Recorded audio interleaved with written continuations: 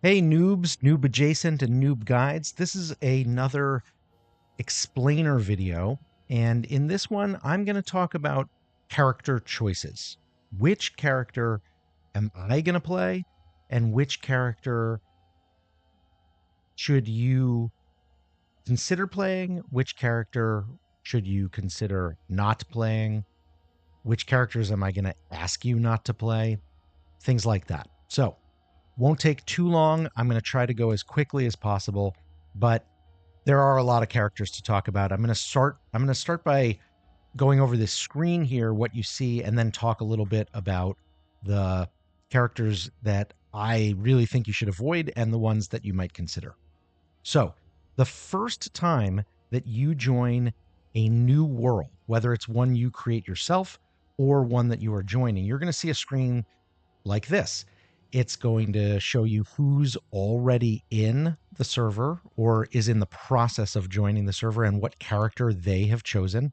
You can see I'm the only one here because I've just spun up a fake world to make this little video, and I have not chosen a character yet because I am on the character selection screen.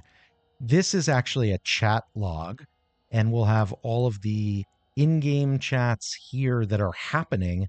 So if you are a little late to the party and there's activity going on in the server, you might actually see some things here. And then the rest of it is devoted to all of your character options. And for each one, for the particular one that is selected, their name, their statistics, and a couple of nice facts about them. Now, you may not have all of these characters because some of them, starting with Wartox here, you have to weave with spools or purchase with money or win in a gift.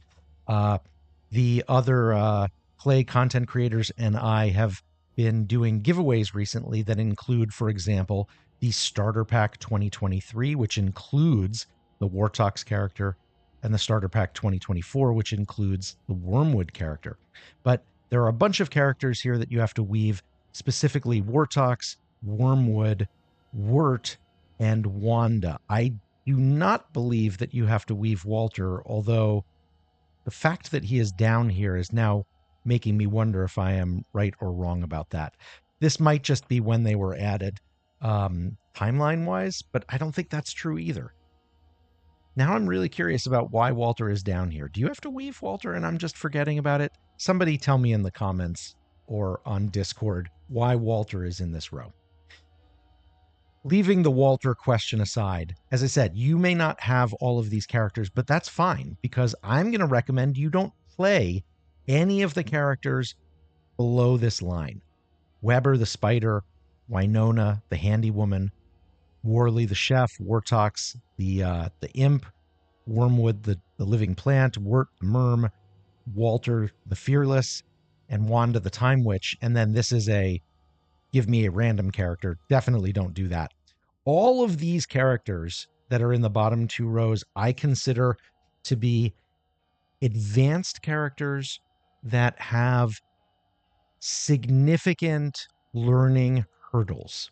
And I don't think that as a noob or noob adjacent player, you are likely to have a very good learning experience if you add the additional hurdle of not just learning the game, but learning characters with extreme individual quirks. And I'll give you an example of this. Um, uh, well, the best example here is Wanda. She has an entirely different health mechanic from any of the other characters in the game.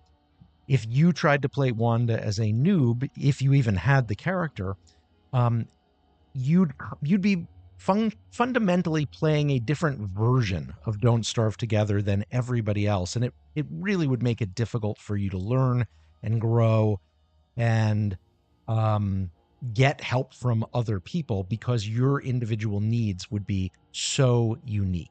Now, to some extent, all of the characters have a little bit of that, but these ones in the bottom two rows, I would say their versions of it are extreme. In the top two rows, I am also going to strongly suggest you not consider or in fact eliminate Wes and Maxwell. Similar reasons. Wes is the hardest character in the game to play from the standpoint of having the weakest statistics and essentially only disadvantages. Now, I know that some Wes aficionados are going to quibble with me about that. Technically, he does have a couple of advantages, but as a noob, you will not be able to take advantage of any of those supposed advantages. You will only feel the disadvantages, and they will be extreme. I think it makes it much harder to imagine that you will have a fun experience with the game. And then Maxwell, similarly, while he is an extremely powerful character in the hands of the knowledgeable, people like Mr. Gigio, and while I often play Maxwell, and in fact have been playing Maxwell on the Turfing Project world, he has a high learning initiative, and he is extremely frail and very prone to dying if you don't know what you're doing. And frankly, sometimes even if you do know what you're doing.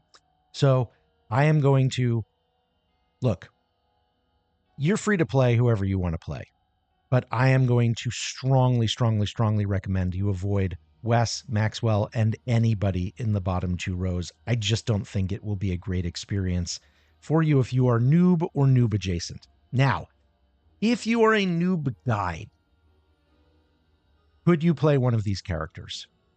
Well, I think so, but you have to ask yourself, are you going to be able to be a good guide for other people when you have your own stuff going on that is very different from what those other people do? If you are thinking, well, somebody in the server should have Maxwell's abilities to easily gather materials or something like that, then I would say to you, but that's going to remove one of the challenges that the noobs have to learn to overcome.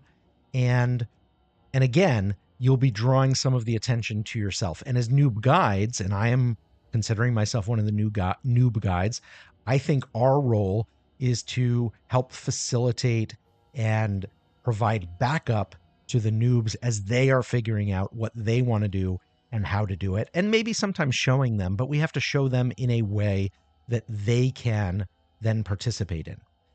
Now, on the other hand, if you are a noob guide who actually wants to play one of these characters as a noob because you've never played them before and you know nothing about them, that I think could be more acceptable. But again, understand that you will be changing the experience for the noobs. For instance, I have very little experience with Worley. But if I come in as Worley, even though I would be a noob Worley, I would fundamentally change the experience for the noobs by providing them things like Volt Goat Jelly. And maybe that's not the first experience that we want them to have. Maybe for us noob guides, we should consider these characters that we might swap to later on in the game after the noobs have gotten some experience. Okay, that said, now let's talk directly to you noobs. Which of the remaining 8 characters, these 5 in the top row, and these first 2, and this last one, should you consider? I think all of them are available to you. They are all characters that were part of the original Don't Starve. They are all characters that have been in Don't Starve together for a long time, and from the beginning, as far as I know. And while they've all gone through changes over the last 10 years or so, they all are fundamental basic characters of the game. That said, if you want the most fundamental experience you can have, choose Wilson. Wilson is the archetype, the very first character. He has what are considered the base stats of the game: 150 health, 150 hunger, and 200 max sanity.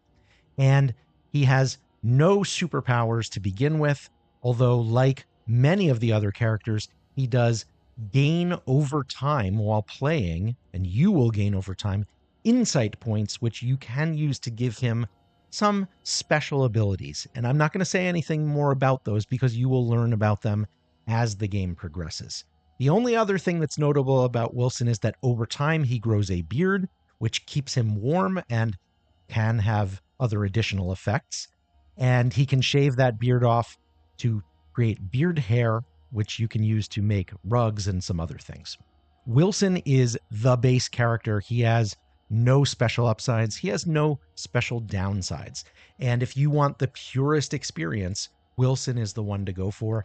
And right now, I think I am going to play Wilson and start with a fresh version of Wilson that has no insight points myself. So if you want that default experience, Wilson is the way to go. And if I could snap my fingers and make you all play Wilson, I probably would, because I learned to play Don't Starve by playing Wilson for 2 years before I ever played Don't Starve Together or any other character. And I think it made me a better player overall. So that's my pitch to you for Wilson.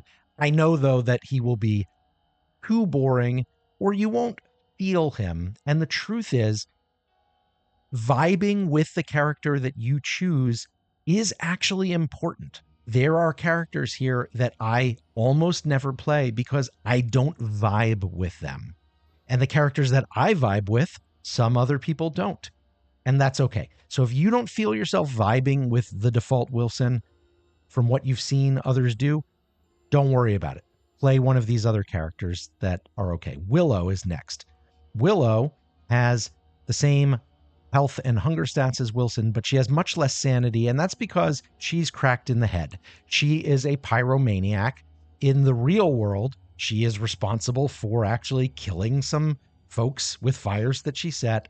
She's a demented young adult or new adult. You can't quite tell, is she in her late teens or her early 20s? It's somewhere in that area. And she's a little insane. She starts with a lighter, which gives her an advantage over other characters because darkness is a threat in this game, and she walks around with her own light right from the beginning. And she has a teddy bear. And when she goes insane, that teddy bear gets giant and starts defending her from other things. And it's pretty cool. It's a nice perk. But she's also insane a lot because her max sanity is pretty low. So you have some pros and you have some cons because insanity is very dangerous.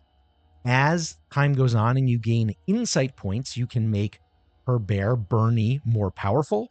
You can also give her actual true magical powers that all have to do with fire.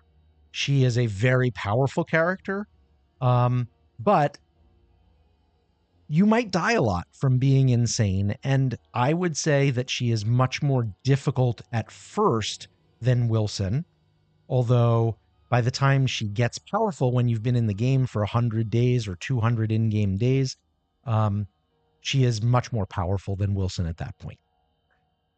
Wolfgang. Wolfgang is the original make it a little bit easier for me character. You can see he has 200 health and 200 hunger instead of Wilson's 150 default and the same sanity. He starts the game with a dumbbell or a set of barbells, a dumbbell. And when he hefts it or does other work that involves his muscles, he has the potential to grow stronger, in which case his stats take a giant buff. And if he's full, then if he's doing stuff with his muscles, his stats will stay buffed. But if he gets hungry and he hasn't worked out for a long time, he actually gets wimpy and his stats get much worse. And his head has a small, medium, and large size that tells you whether he's wimpy or normal or buffed. When he's buffed, though, he moves faster. He does extra damage. He's a great tank and also a great DPS character and really good to have around in a fight. On the other hand, he is more afraid of monsters and darkness than the other characters, and that causes him to lose sanity faster. So while he has some advantages, again, he has a disadvantage. And like Willow and Wilson, for that matter, over your first 70 or 80 days of playing in the game, he will gain insight points as well, which you can use to make him more powerful. Perfectly valid choice, especially if you feel like you're the thing that will be fun for you in the game is doing a lot of fighting. He can be a lot of fun. Wendy. Wendy is, oh, let me back out of that. I did not mean to go that deep. That screen you can use to, once you pick your character, you can use to set their dress, their outfits, if you have any outfits to spare. So Wendy, she is my daughter BG's favorite character, the only one that she will play. And that's because my daughter vibes with her. She is a morose preteen. And my daughter was a not morose, but kind of quiet, introverted preteen when we started playing DST. And she took one look at Wendy and thought, she's so pretty and she has blonde hair like me. And that's who I want to vibe with. Also, she comes with a dead twin sister, Abigail, who is a ghost in the game that Wendy can summon to fight for her. And my daughter doesn't like to fight for herself in the game. She likes to have protection. So she played with me and with Swordfish and also had Abigail to help her. Abigail is great for killing things towards the early part of the game. And recently, with those skill tree insight points that I've been talking about, has become more powerful, and you will gain those over time if you play as Wendy. Wendy is probably one of the 2 or 3 most popular starting character choices. I would say they are Wilson, Wendy, and Wigfrid. And the reason why is because Abigail makes things a little bit easier for her. Abigail, for instance, is great at defending Wendy from spiders. Wendy, you might notice, has the same basic statistics as Wilson. One notable thing here is that he is weak when fighting. You will see under her bereaved notes, she doesn't hit very hard. When she herself is attacking something, her attacks are a little weaker than other players, about 25% weaker, because she's a little girl. And the other characters are adults, including Willow. I said young adult or new adult, but she's an adult from a combat standpoint. Wendy is not. So that's something to know about for her. However, when she is attacking with Abigail, they combine to do extra damage. So pros and cons. This is a very popular starting choice. And if you feel like you are fighting avoidant, this might be a character that you are into, but it's all about who do you vibe with. Okay, WX78. WX78 is canonically a they, not a he or a she. They are a robot. We know from the lore that they were a human transformed into a robot. So perhaps they are a cyborg, but all of their comments suggest that they don't have much humanity left, and in fact view most of humanity as slaves or potential resources or just annoyances. The thing that's interesting about WX78 is that their basic stats are weak. 125 hunger and health and 150 sanity. But because they are a robot, they can upgrade any of these with additional circuits. I debated whether or not to put WX78 on the list of acceptable characters, because the truth is that WX78 is much more complicated to learn than any of the others that I'm going to be talking about, the 4 I've already talked about, or the 3 on the next row. I'm going to recommend that if you are a true noob, if you have barely played or never played DST before, don't pick WX78. They're too complicated.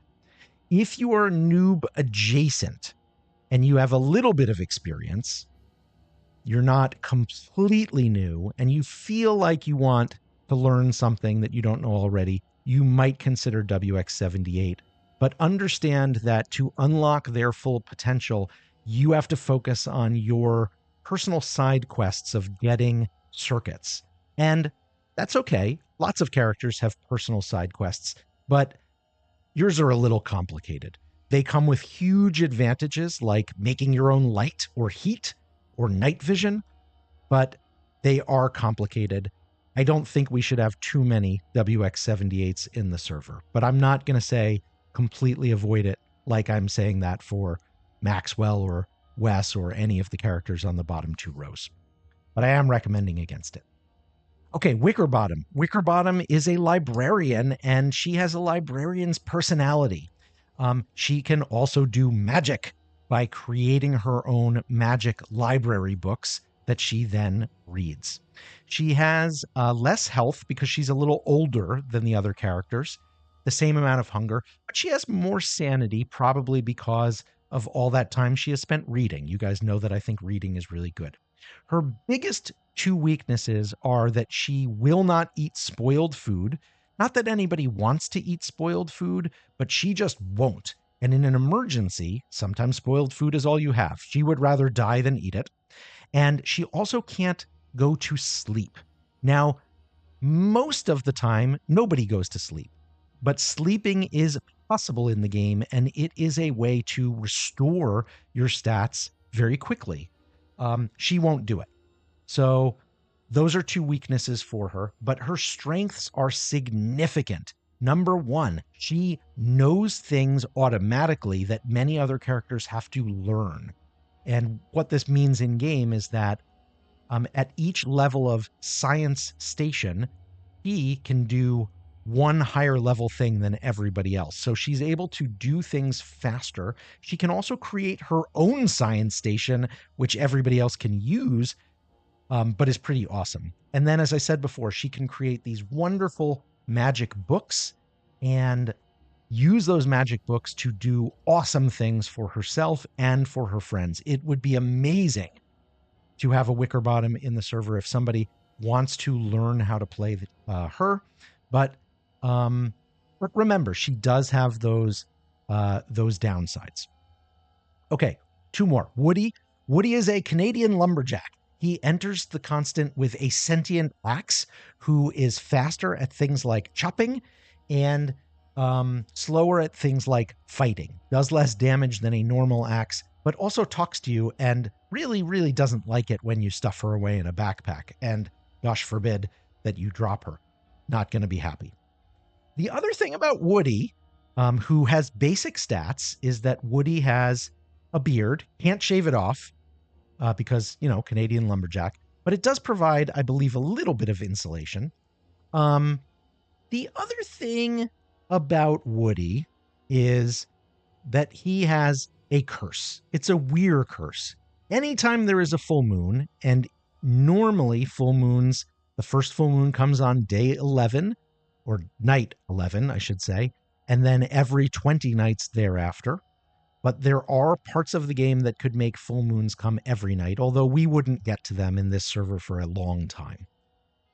The thing about Woody, though, is that when there is a full moon, or when certain other things happen that I'll just have to let you discover on your own, Woody will transform into a weird moose, a weird goose, or a weird beaver, each of whom have pros and cons. As you gain more experience, though, playing Woody, you can force yourself to transform even apart from the full moons to use those forms, those weird beaver, weird moose, and weird goose forms to your advantage. But know this, when you untransform, the penalty is enormous. You will be starving, you will be insane, which means if you don't happen to have food on you to restore your hunger and sanity, you will be in a world of hurt. Now, if you're near the rest of us, your teammates, we can try to help you out. But if you're off on your own because you were exploring, that could be a problem. So Woody is a very fun character and has a skill tree where you will learn insight points over the first 70 or 80 days of playing that will make him more fun and more manageable. But he does have some challenges, and they are very significant. But I can heartily recommend Woody as a fun character if you are up for a recurring challenge on coming at first night 11 or sooner, and then no less than, and perhaps more than, every 20 days. Finally, Wigfrid. Along with Wendy and Wilson, Wigfrid is absolutely the most popular character for newer players and for continuing players as well. If you go into any public server, you will see a lot of Wigfrids, you will see a lot of Wendy's. Wigfrid is an actress. She is an opera singer who has gone a little round the bend and believes that she is a Valkyrie. And she believes it so strongly that it has actually become true in some sense. She has 200 health, which is a very high number. She has a low amount of hunger. Presumably, she's a little bit older, maybe. And she has a low amount of sanity, as would befit somebody who has forgotten that they are playing a role. But she plays it so well again that it has become true. She does more damage and takes less damage in fighting. Like Wolfgang, if you think that fighting is going to be fun in this game, Wigfrid is a great starting character to play with because you can just go up and hold the fight key and attack a lot of things and win. Not everything, though, and you have to be careful for the things where it's not true. She also enters the game with her own super spear and her own super helmet, and she can create more of both to give to friends. People love having a Wigfrid in the game early because Wigfrid can outfit everybody else right from the beginning of the game with excellent starting gear. Let me talk to you about her major downsides. She can only eat meat, and you can't grow meat on a farm. There is one kind of meat you can grow on one kind of farm, but that won't come at the beginning of the game. We'll see that towards the end of our first year. So because you can't grow meat, you have to go get meat. So not only is she good at fighting, she has to fight in order to survive. Getting meat is not hard if you are willing to fight and if you're willing to learn how to fight, but it doesn't just happen. Whereas every other character can pick berries off bushes and carrots off the ground, Wigfrid must fight to survive. So keep that in mind. If you do not think that you want to do a lot of fighting, if you want to play DST as a farming sim, and you can, DST is an everything game, do not play Wigfrid, do not play Wigfrid, do not play Wigfrid. But if you are comfortable or want to learn to be comfortable with fighting, Wigfrid is a great choice because, again, she does more damage, she takes less damage, she actually gains health and sanity by hitting other things, as you might expect a Valkyrie would, and she comes with her own super spear and super helmet for protection. So extremely strong character, and has a skill tree where you will gain insight points over time. Of these starting characters, the only ones who don't yet are WX and Wickerbottom, and we believe they'll be getting them soon, but they won't have them for Noobserver. But Wigfrid does, so you'll gain insight points and you'll be able to use them over time.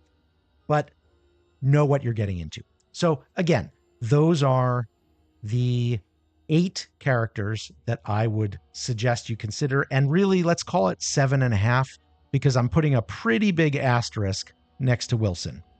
If you are saying in your head, I want to do what Azim thinks I should do, play Wilson. That's what I think all noobs should do. Play 100 days, 200 days, 300 days as Wilson before you go on to anybody else. But I will also say, if my description, you're feeling that you're vibing with one of these characters, play that one because you'll have more fun. And ultimately, that is the entire point. Okay, send me your questions. That's the end of the video. Bye.